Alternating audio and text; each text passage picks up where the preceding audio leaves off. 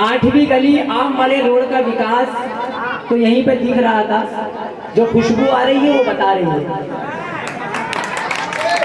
शायद आपने जिन लोगों को 5 साल दिए उन्होंने ये सोचकर विकास नहीं किया होगा कि इस रोड का नाम क्या है, आम वाला रोड। मतलब आम हो सकता है आम समझकर चूस लिया हो,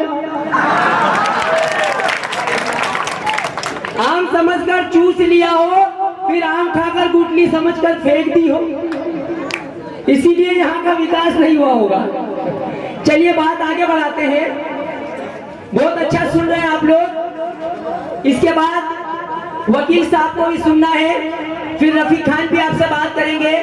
बहुत सारी सभाएं हुई, वोट के बारे में बातचीत हुई। सभी को मालूम है कि चुनाव चिन्ह केक का निशान है। सबसे पहले मैं ये कहता चलूं कि दायरे में सिमट के आएगा, दायरे में सिमट के आएगा, हर रवायत से हट के आएगा। आंधियों को जरा खबर कर दो, शेर वापस पलट के आएगा। चंदन नगर वार्ड क्रमांक 2, आपके इस चंदन नगर के नगर निगम चुनावी अखाड़े में आप लोगों के बीच में आज जो ये 8 गली नंबर, वैसे तो गली नंबर 8 है, यहाँ सभी के ठाठ है। वैसे मैं आप सभी से मैं यही कहूंगा कि जिस तरह भारतीय जनता पार्टी केंद्र में शासित नरेंद्र मोदी की, आप लोगों ने देखा होगा कि जब प्रधानमंत्री से ये कहा जाता है कि आपने पेट्रोल का दाम क्यों बढ़ा दिया, तो मोदी जी कहते हैं मंदिर वही बनेगा, कहते हैं ना। फिर कहते हैं कि मोदी जी गैस का भाव क्यों बढ़ गया, मंदिर वही बनेगा। फिर कहते हैं कि मोदी जी 2 करोड़ युवाओं को रोजगार देने के लिए कहा था, कहाँ है हमारा रोजगार, बेटा मंदिर वही बनेगा। तो याद रखो, इसी तरह मोदी के नक्शे कदम पर आपके विस्तार में भी यही कहा जाता है कि जब आप ये कहते हो कि 7 सालों में आपने क्या किया, तो आपको कहा जाता है कि मुखबर ने थाने में बंद करवा दिया। आप ये कहते हो कि बताओ ये बेक लाइन और रोड गली का काम क्यों नहीं हुआ, तो वो कहते हैं मुखबर ने थाने में बंद करवा दिया।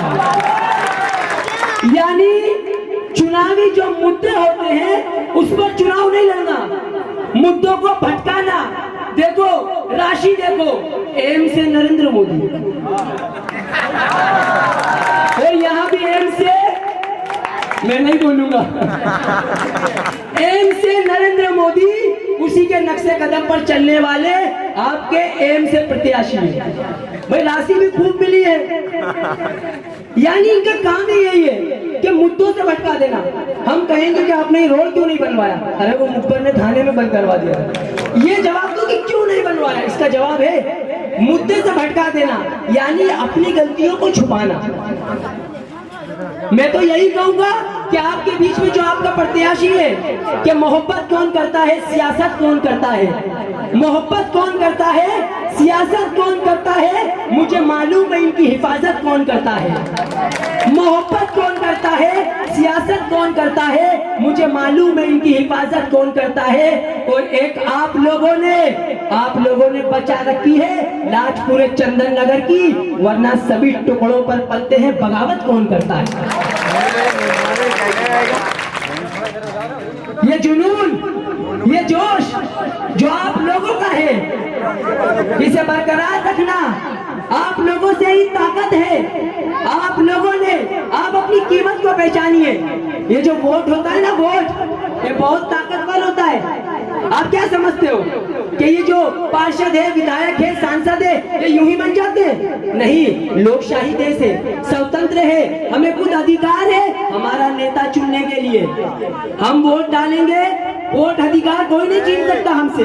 हम वोट डालेंगे तभी हमारा अधिकार है। हम खुद का यानी पसंद का नेता चुन सकते हैं। राजाशाही देश नहीं है कि जिसने चाहा उसने राज कर लिया, जो आया वो कुर्सी पर आकर बैठ गया। नहीं, ये हमको लोकशाही में हमारा अधिकार है संवैधानिक कि हम लोग वोट दें और एक अच्छा और सच्चे इंसान को हम हमारा नेता बनाए, चुन कर बनाए। ये लोकतांत्रिक हमारा अधिकार है। तो अपने वोट की कीमत को पहचानो। आप लोग तो वो हो क्या आप लोग अपने वोट की कीमत पहचानो। चंदन नगर वालों के मुर्दा लोहे को औजार बनाने वाले आप हो, अपने आंसुओं को हथियार बनाने वाले। मुर्दा लोहे को औजार बनाने वाले आप हो, अपने आंसुओं को हथियार बनाने वाले। और बेकार ना समझे चंदन नगर के नेता ने, ये वही है इस चंदन नगर की सरकार बनाने वाले। आप ही लोगों से चुना जाता है। आप लोगों को समझने की जरूरत है कि आपको नेता कैसा चाहिए। बताइए, क्या आप लोग आपके पास आएंगे, 1000-2000 का लालच देंगे तो आप गधे हो या इंसान हो? इंसान हो ना। तो वो एक नेताजी जाते हैं कहीं पे वोट लेने के लिए, तो कहते हैं एक व्यक्ति से के बुजुर्ग देते हैं चाचा, उनसे कहते हैं कि चाचा आप मुझे वोट देना, ये 1000 रुपए रख लो। चाचा कहते हैं बेटा मैं तुम्हें वोट तो दे दूंगा मगर 1000 रुपए नहीं लूंगा। तो बोले ठीक है चाचा, इसके बदले मुझे क्या करना होगा? बोले जाओ जाकर एक गधा लाकर दे दो, मुझे तुम एक गधा दे दो, मैं 1000 रुपए तो नहीं लूंगा। नेताजी जाते हैं, सुबह से शाम हो जाती, खूब ढूंढते हैं, उन्हें 20,000-25,000 से कम में कहीं गधा नहीं मिलता। वो वापस आते हैं, आकर कहते हैं कि चाचा आप तो ये 1000 रुपए ले लो, मुनासिब कीमत में कोई गधा तो मिला नहीं मुझे, मैं आपको गधा तो नहीं दे सकता, कम से कम ये 1000 रुपए दे सकता हूँ, आप इन्हें ही ले लो। तो चंदन नगर की 8वीं गली आमवाला रोड के रहवासियों, उस चाचा के जवाब को आप लोग अपने दिलो दिमाग में बिठा लेना। वो चाचा ने कहा नेताजी जब एक गधा 25 से 20,000 में नहीं बिक सकता तो मैं तो फिर भी इंसान हूँ, मैं 1000 में कैसे बिक सकता हूँ? मोर लगेगी शान से, के निशान से। और अगर इस चुनावी अखाड़े में अगर कोई घमंड करता हो, कोई गुरूर करता हो, मैंने ये भी सुना, मैं नहीं चाहता था कि मैं किसी के खिलाफ कुछ बातें करूं, मैं तो सिर्फ यहाँ आया था कि एक अच्छे इंसान की तारीफ कर सकूं, आपके बीच में जिसने अच्छे काम किए मैं आपको अच्छी काम गिना सकूं, अपनी लीटी को बड़ा करूं, किसी की लीटी को मिटाने नहीं आया था। लेकिन बड़े बड़े मंचों से बहुत ऊंधी सीधी बातें होती है। लोग ये कहते हैं कि उन्हें घमंड है, उन्हें गुरूर है। अरे गुरूर और घमंड तो अंग्रेजों को भी था। जिन अंग्रेजों को ये गुरूर था, ये घमंड था कि हमारे इशारे से तो सूरज भी नहीं डूब सकता, आज उन अंग्रेजों का घमंड टूट गया कि उनके राजा और महाराजाओं के कपड़े हमारे यहाँ बैंड बाजे वाले पहनते हैं। ये घमंड है, ये गुरूर है, किसी का नहीं रहता। वो अंग्रेजों का नहीं रहा तो इनका क्या रहेगा? तो गुरूर और घमंड में ना रहे कोई। जनता जिसके साथ है, जनता जिसे सपोर्ट करेगी, चुनाव में जो खड़े होते हैं तो एक की जीत और एक की हार होती है। बहुत बहुत शुक्रिया।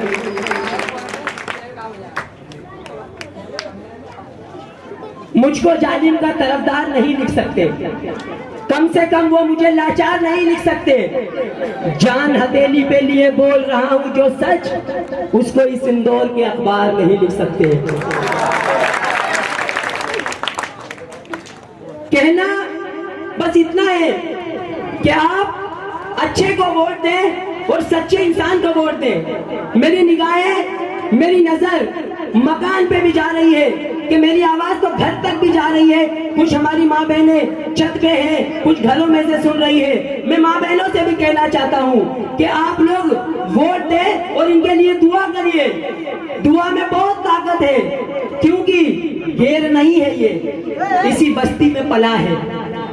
गैर नहीं है ये, इसी बस्ती में पला है। वोट का हकदार है, अपना हक मांग रहा है। और मुझे यकीन है कि ये जीतेंगे इलेक्शन, क्योंकि घर से मां की दुआ लेके चला है। तो आप लोग तारीख के दिन भाईजान बताएंगे आपको बाद में कि जो 3 करामातें हुई हैं वो मैं नहीं बताऊंगा, वो यही बताएंगे, बहुत अच्छा बताते हैं माशाअल्लाह। आप लोगों का जुनून, आप लोगों का जोश, आप लोगों का ये जुस्सा, उमंग, मोहब्बत ये बरकरार रखना और 6 तारीख के दिन केक के निशान पे मोहर लगाकर फातिमा रफीक खान को भारी बहुमत से विजय बनाना। और याद रहे कि आतिश फिरका परस्ती को हवा दी तुमने। सुन ले मेरी आवाज जहां तक जा रही है, बड़े बड़े मंचों से प्रोग्राम करने से कुछ नहीं होता, तुमने काम नहीं किया है। अगर काम किया होता तो तुम्हें ये जनसभा रखने की जरूरत ही नहीं पड़ती कि कल तुम आए और आज हमें आना पड़ा। क्या जरूरत थी? अगर ये काम कर लेते तो रफीक भाईजान को क्या जरूरत पड़ती इलेक्शन लड़ने की? मुझे क्या जरूरत पड़ती 400 किलोमीटर दूर आने की, यहाँ मुंह दुखाने की? भाई अगर काम किया होता तो क्या जरूरत थी? काम करने वालों की कदर होती है। ये नहीं कि हम कहते हैं कि नाली बनाने बोले मुखबर ने थाने में बंद करवा दिया। अरे ये कोई बात है? ये कोई मुद्दा है? लड़िए ना चुनाव, मुद्दों पे लड़िए, काम पे लड़िए, काम का चुनाव होता है। ये मुखबर, ये गुंडा, ये बदमाश, ये सब क्या है? इससे थोड़ी चुनाव लड़े जाते हैं, कोई जंग थोड़ी लड़ रहे हैं। बस मैं यही कहूंगा कि आप लोगों का ये पावर, ये ताकत ये बरकरार रखिए। 6 तारीख के दिन केक के निशान पे मोहर लगाकर फातिमा रफीक खान को भारी बहुमत से विजय बनाए। मेरा शेर अधूरा रह गया था कि बड़े बड़े मंचों से कहने वालों, आतिश फिरका परस्ती को हवा दी तुमने, कितने मजलूमों की बस्ती जला दी तुमने। आतिश फिरका परस्ती को हवा दी तुमने, कितने मजलूमों की बस्ती जला दी तुमने। अहले गुलशन के लिए एक बला बन बैठे, आ गई हाथों में ताकत तो खुदा बन बैठे। चलिए फिर मिलेंगे, बहुत सारी बातें होंगी। बस आपसे यही कहना चाहूंगा कि 6 जुलाई और केक की मलाई याद रखिए। 6 तारीख के दिन आज सभी लोगों को केक के निशान वाला बटन दबाना है, फातिमा रफीक खान को भारी बहुमत से जिताना है। अस्सलाम वालेकुम।